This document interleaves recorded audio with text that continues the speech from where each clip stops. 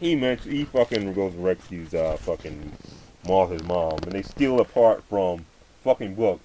One of the best parts from Dark Knight Returns, which is realistic, and it said that Batman would kill somebody if he had to. He had no fucking choice.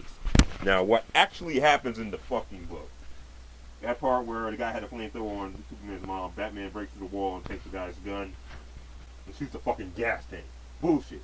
This is what happened in the fucking book, Dark Knight Returns. He broke through the wall, grabbed the guy's gun, and some gang member had a gun on a baby and was gonna shoot the fucking baby that he's holding hostage, right?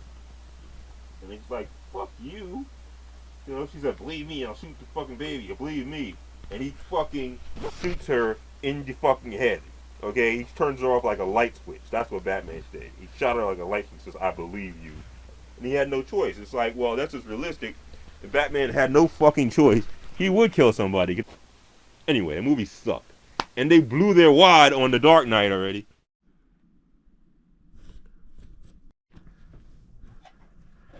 Now, let's get to business, shall we? I don't know why these people keep playing themselves. Here's the problem with YouTubers. You get a few followers and then you start... I don't know what's wrong with these YouTubers, okay? First, they get a few followers, right? Then it like goes to their head and they get some kind of God complex. Because this clown, Monty Zander, makes a 3-hour video on Arkham Knight, right? Batman Arkham Knight. Mind you, a very good Arkham game. Second best, probably. Okay, Arkham City was better. Okay, the boss fights were better. Hands down, it was better. All right, so I don't know. These English people are mad pompous, basically. I don't know. Somebody think they can fake being intellectual just so you have an English accent, bro. That's not covering it because one, you don't know what you're talking about. So this guy, he claims that in The Dark Knight Returns, right? 1986 Dark Knight Returns by Frank Miller, that Batman never killed anybody. This is not a DC Comics Batman. This is Dark DC, okay? This is the beginning of Dark DC, actually. Frank Miller started the whole trend of DC being more mature than Marvel Comics, okay? So Dark Knight Returns, they curse, they swear, people get killed left and right. And yes, Batman kills a criminal. Point blank. Now, what's mind-boggling is this idiot has a screenshot of this very scene I'm talking about where he kills the criminal, and Zack Snyder copies the scene in Batman v Superman and basically says, I couldn't make him shoot the tank, right? Batman shoots the flamethrower tank and blows the guy up, basically. Which, actually, if he actually did that, that would have killed Martha Kent, which is an idiotic move. Well, I mean, Zack Snyder's a good director. He's a good action director, but that's actually an asinine move to do. If somebody has a flamethrower on a lady, right, who's standing right next to her, you don't shoot the flamethrower tank. That would possibly just blow up both him and the lady you're trying to save. So I don't know why he did that. That didn't make any freaking sense. So you would have been smarter to actually shoot the guy in the head, Zack Snyder. Don't be a pussy. If you can do it in a DC comic in 1986, you could do it in a goddamn movie, which is PG-13. One guy can get shot in the head, okay? And goddamn 2015. So Zack Snyder is really stupid for changing that. He ripped everything else off from The Dark Knight Returns. And see, mind you, that was the best scene in the end where Batman fights Superman and Batman has a powered armor suit. But it's more of a payoff in the comics because that's after 40 years of to the death and Batman's in a powered armor suit to take out Superman. It actually beats him with a kryptonite arrow that Green Arrow shoots, right? And beats Superman to a pulp, basically, and nearly chokes him to death and just like spares him, basically. He has a heart attack, and then he, it was a fake heart attack. He took a pill, and Superman gets off. But Batman beat him to a goddamn pulp. And it was more of a payoff there, because at this point, Batman's like 55 years old, and it's at the end of his career, and he does it in The Dark Knight Returns. In Batman v Superman, it's the first time they freaking meet, he does it. It doesn't make any sense. So yeah, but I'm getting off the subject. The point of the fact is, in The Dark Knight Returns, Batman kills somebody. And he kills, 20 people in Batman v Superman, but that's besides the point. But yeah, in the comics, Batman actually killed one of the mutants. And this guy, has it in his new video, in his 3 hour video. He has a screenshot of the one page right before he kills the criminal. But you know what it is? It's not that he didn't read the book. He didn't skim through the book and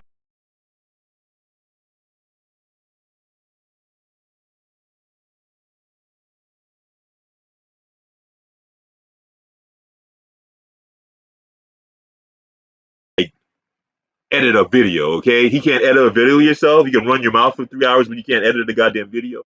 All right, a few screenshots, a few pictures, and copy and paste. He can't do that basically. So his editor included a page from the scene he's talking about and didn't bother to correct him because his voiceover is already recorded, so he doesn't bother to correct it at all and leaves the error in there. So basically, he's saying, "Oh yeah, Batman didn't shoot anybody. He just fired the gun. Why would you fire a gun and not to hit somebody, especially when the criminal had a gun to an infant's head? Okay, what sense does that make him scared so he shoots the infant? Obviously he didn't read the book and he's just running his mouth. These are some British people who like to run their mouths because basically British people just like to pontificate all the time and act smarter than they actually are. You have a classical education, so you have a big vocabulary, but you don't understand half the words you're saying, and it doesn't do any good if what you're saying doesn't make any goddamn sense, and you're completely wrong. Wow, you may have said it with great choice of words, okay, and vocabulary, but your actual point is like based on your ignorance and stupidity. So basically, yeah, he shot the goddamn guy, and I have the picture to prove it. It's from like Batman v Superman review from like 9 years ago. And wow, even at 9 years after the movie, maybe you look at the book that might inspire you to read the book that the movie is based on, and you still didn't. That's just epic fail, bro. Batman, Arkham's Knight. That game came out 2013. Okay, I remember because that's when my cousin got married, and I didn't go because I didn't give him a present, and I spent the money I was gonna give him a present. I was kind of obligated to give him, and I spent it on Arkham Knight actually. Sorry. Anyway, anyway, I slept late and didn't gonna go, and I went to hold up my family, so I let them go about me, and I just didn't give him a present. Basically bought Arkham Knight. Well, that's the best $50 I ever spent and saved on myself. You know what? Sometimes you got to treat yourself, okay? And basically, that's what happened. But that's besides the point. The fact of the matter is, you didn't read that book. If you're no Batman fan at all, if you can't even read the best Batman book ever made, okay? Even Frank Miller can't top that, all right? Frank Miller has made three sequels, basically, to The Dark Knight Returns, and he hasn't topped that himself. And with each iteration, he's come further and further from getting as good as that The Dark Knight Returns. Okay, the Dark Knight Strikes Again, that was almost as good. The Batman and Robin 10 issue miniseries by Frank Miller, that was the introduction of Robin. That was good. Of Dick Grayson Robin. Okay, that was excellent. Right, not quite as good as The Dark Knight Strikes Again, but almost.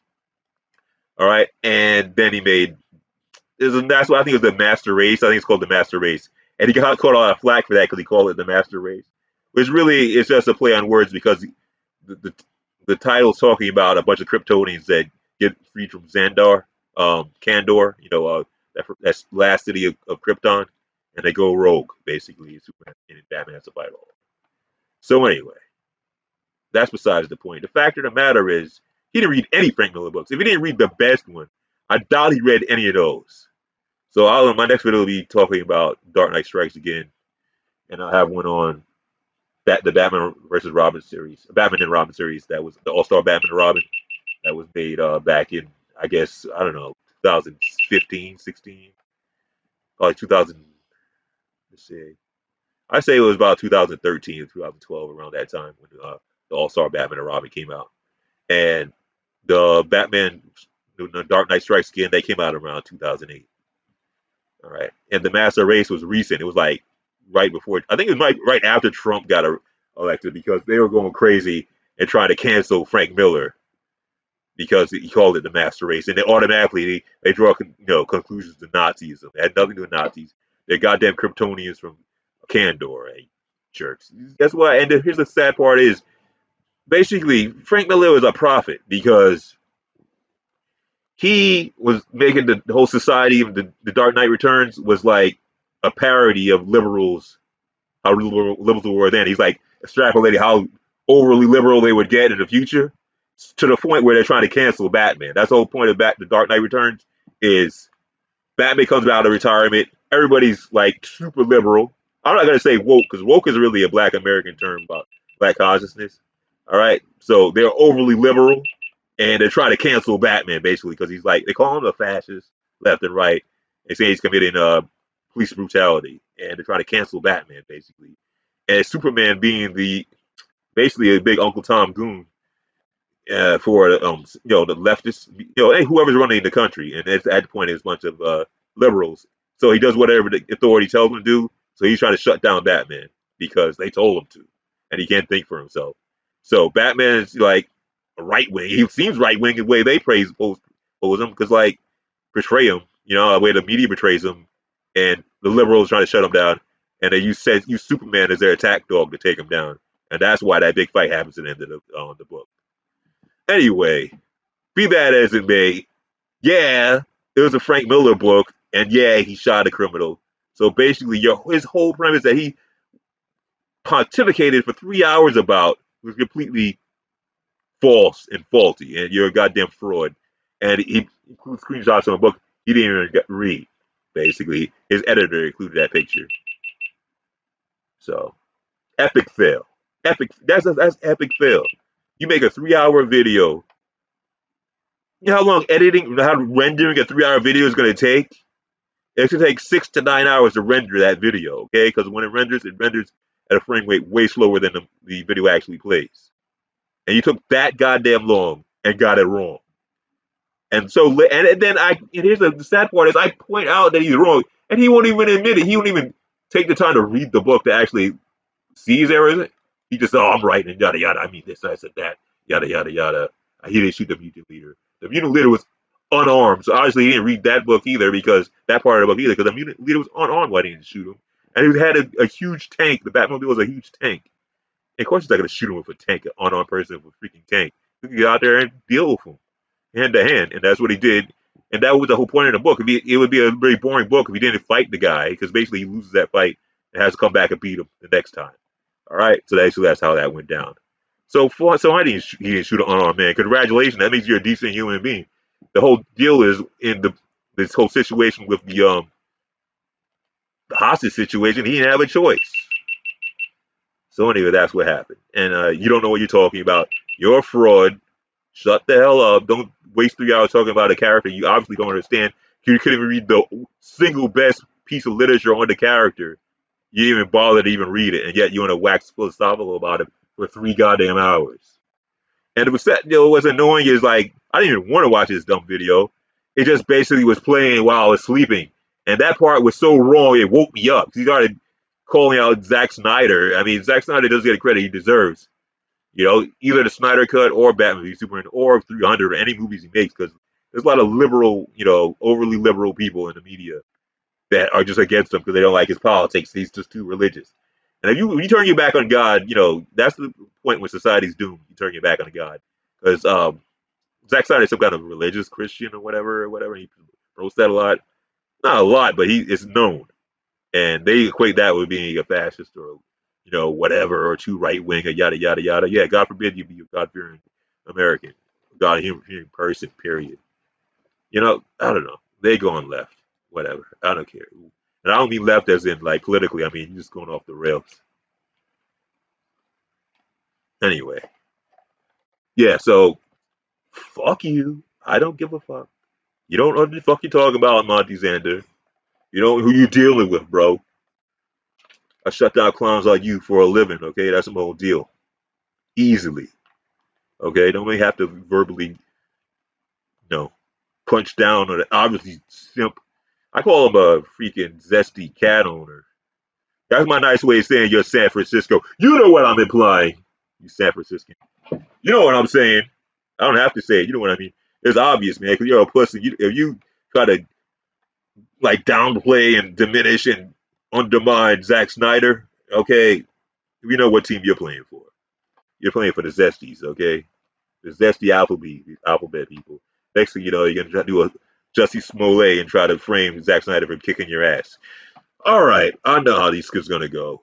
But there's gonna be no coming out of the woodwork now that who's back in office. That has nothing to do with it. I didn't vote for him. I wouldn't have Kamala. I'm Jamaican, okay? I'm obligated to vote Jamaican. All right. So Kamala's my president, okay? She's like Mon Mothma, okay? And we're the rebels. So you don't know the Kamala Harris. You don't know Jamaican ladies, okay? My mom was Jamaican. So she may talk very proper when she's around white people. When Jamaican people are around their own people, okay? She probably has a thick Jamaican accent. She's just playing it for the public, okay? My mother was straight from yelling at us in Jamaican for 2 hours. When she picks up the phone, she's like, "Hello." The voice completely changes, okay? It's like a talent.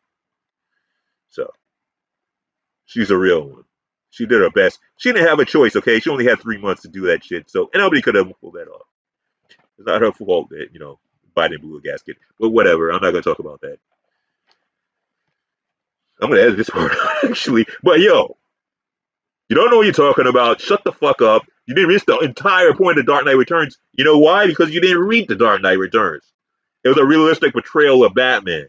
Even if you read the foreword, you didn't even read the foreword written by Arthur Moore, Alan Moore. Alan Moore wrote the foreword in The Dark Returns, and he's saying it was a realistic portrayal of Batman. He said some weird stuff about Tarzan, like, well, realistically, Tarzan would have did some things is weird, right? Because he like lived with apes forever. But what I'm not gonna talk about that. But basically, he said it's like Dark Knight Returns is like the Robin Hood story, where at the end of the Robin Hood story, Robin Hood shoots an arrow into the forest and says, "Wherever that arrows land, that's where I want you to bury me when he dies. When I die."